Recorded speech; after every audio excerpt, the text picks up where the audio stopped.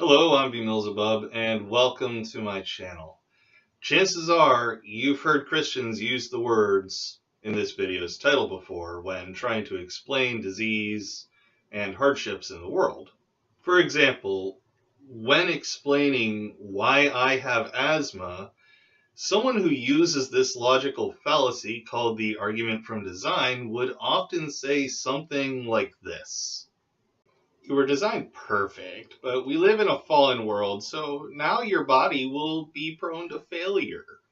I have no idea why in my head the Christian who said like that is a hipster and wearing my favorite hat. But that aside, last I checked, Christians have, for the most part, given up on blaming disease or disability on sin.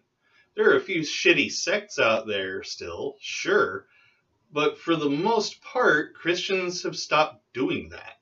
If Christians have, for the most part, stopped believing that disease or disability is a wage of sin, and many of these Christians see homosexuality as a disease, why do they still give homosexuals shit for being homosexual?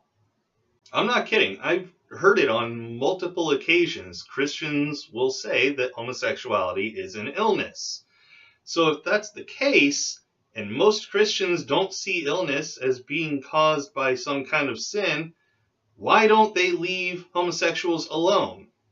And by the way, this logic can be applied across the entire spectrum of the LGBT community because it's all seen as an illness by these people. Now let's bring it back to the we live in a fallen world argument. If this imperfection is to be seen as a consequence of the fall, why don't these people leave members of the LGBTQ community alone the same way they leave the physically and mentally ill alone? I have a thought. I think it's because they think gay sex is icky. I'd call these people childish, but children are more consistent than that. Children think all sex is icky. I am curious about something though. When these people see a straight couple kiss, do they think about that couple having sex? I ask because there never seems to be a disgust response from these people when it's a straight couple.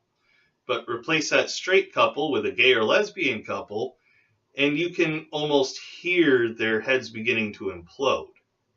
And considering how benign something like a kiss is, I have to assume the thoughts going through these people's heads has to be more like images of this hypothetical gay or lesbian couple having sex. And sure, they can blame it on the Bible all they want, but the reaction it just seems too visceral to me. What do these guys think? Is it really because the Bible says so? Do you agree with me, or is it something entirely different? Let me know down in the comments section below. I'm curious to hear your thoughts on this. That'll do it for this one, though. If you enjoyed the video, please leave it a like, subscribe to the channel if you haven't already, and click the notification bell to get notified whenever I upload a new video.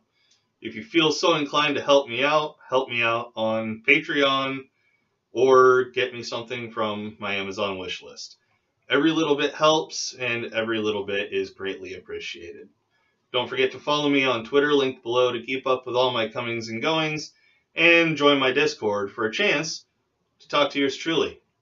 Take it easy, everyone, and I will see you all in the next one.